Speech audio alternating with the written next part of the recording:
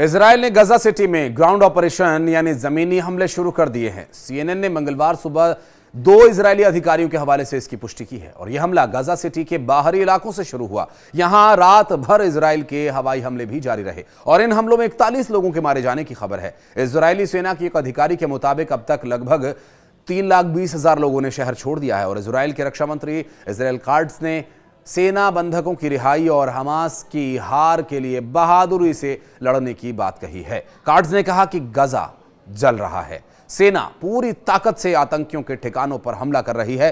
Israel ने पिछले महीने यानी अगस्त में गजा सिटी पर कब्जा करने की योजना को मंजूरी भी दी थी।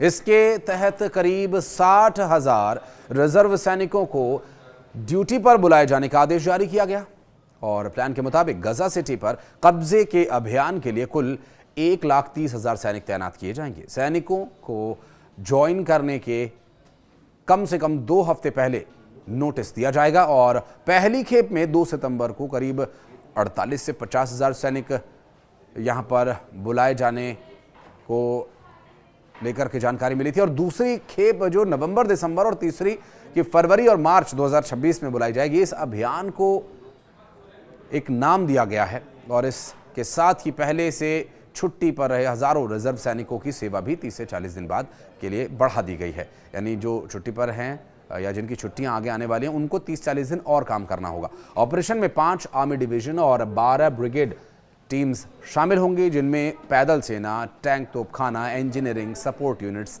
शामिल हैं। इसके अलावा गजा डिवीजन की नॉर्थ और साउथ ब्रिगेड भी इसमें हिस्सा ले रही हैं और मकसद सिटी में उन इलाकों में घुसना है जहां हमास के कब्जे में अभी भी कई बंधकों के होने की आशंका है। ये वो इलाके हैं जहां अब तक इजरायली सेना ने बड़े पैमाने पर कार्रवाई नहीं की थी। इजरायली सेना यानी आईडीएफ के मुताबिक गजा पट्टी के लगभग 75% हिस्से पर उनका नियंत्रण है और गजा सिटी पर उस इलाके में जहां 25% इलाका उनके कब्जे में है जो अभी कब्जे में नहीं है। फिलहाल गजा सिटी उन इलाकों को कब्जा करने का प्रयास गजा सिटी में सेना करेगा और हमास के पास 58 बंधक हैं। अनुमान ये भी है कि इनमें बंधक अभी भी लगभग 20 जिंदा हैं जबकि 28 मारे जा चुके हैं। बहरहाल आखिर जिसकी उम्मीद थी हुआ भी वही। इजराइल ने 16 सितंबर को गजा शहर पर कब्जा करने के लिए हवाई हमलों के बाद जमीनी हमला भी शुरू कर दिया है। इजराइल का दावा है कि वो हमास के उपद्रवियों को निशाना बनाने के लिए ऐसा कर रहा है, लेकिन उसके इजराइल के इस कदम से व्यापक अंतर्राष्ट्रीय चिंता पैदा हो गई है। संयुक्त राष्ट्र ने इसे गजा में नरसंहार के रूप में इसकी निंदा की और एएफपी की रिपोर्ट के अनुसार संयुक्त राष्ट्र आयोग ने इजराइल पर फलस्तीनी क्षेत्र में नरसंहार करने का आरोप लगाया और कहा कि प्रधानमंत्री बेंजामिन नेतन्याहू और अन्य वरिष्ठ अधिकारियों ने अपराध को चिंगारी दी है। इजरायली सेना ने रात भर गजा शहर पर भारी बमबारी की और सैनिक गजा के सबसे बड़े शहरी केंद्र में गहराई तक चले गए थे। इजरायली सेना के प्रमुख लेफ्टिनेंट जनरल इयाल जमीर ने कहा कि पिछले 24 घंटे में राजनीतिक क्षेत्र के साथ व्यापक चर्चा के बाद आईडीएफ यानी सेना ने गजा शहर में अपने अभियान को काफी विस्तार दिया है। हम जमीनी सेना सटीक हमलों, उच्च गुणवत्ता वाली खुफिया जानकारी के साथ क्षेत्र में गहराई से काम कर रहे हैं। हमारा उद्देश्य हमास पर तब तक हमले को बढ़ाना है जब तक कि उसकी निर्णायक हार न हो जाए। तो वहीं संयुक्त राष्ट्र के प्रमुख एंटोनियो गुटेरेस ने कहा कि इजराइल अंत तक जाने के लिए दृढ़ संकल्पित हैं। उन्होंने कहा कि इजराइल युद्ध विराम के लिए गंभीर बातचीत के लिए तैयार नहीं है, जिसके इजराइल के दृष्टिकोण से नाटकीय परिणाम होंगे।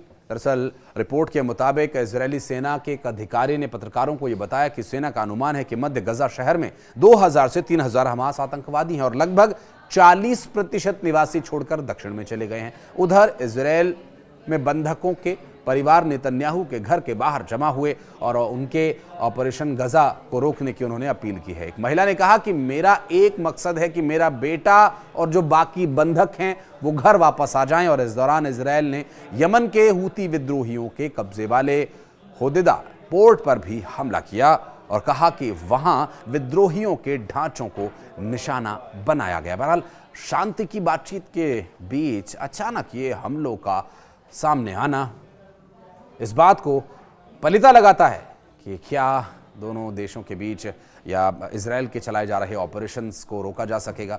और जिस तरह से मुस्लिम देशों ने एकजुट होकर के इजराइल से बदला लेने या इजराइल को सबक सिखाने का जो दम भरा, उसके बाद से इजराइल और भी ज़्यादा सतर्क हो गया है। बहरहाल अब देखना होगा कि मुस्लिम देशों की एकजुटता कब होगी, वो एक अलग विषय है। लेकिन इजराइल कितना सतर्क है कि उसने इस ऐलान के साथ ही हमले और बढ़ा दिए हैं। क्या ये आने वाले वक्त में शांति की ओर मार्ग को प्रशस्त करेगा या फिर ये युद्ध यूं ही चलता रहेगा? कुछ कहना है तो आप कमेंट सेक्शन में आकर अपनी प्रतिक्रिया दे सकते हैं। धन्यवाद।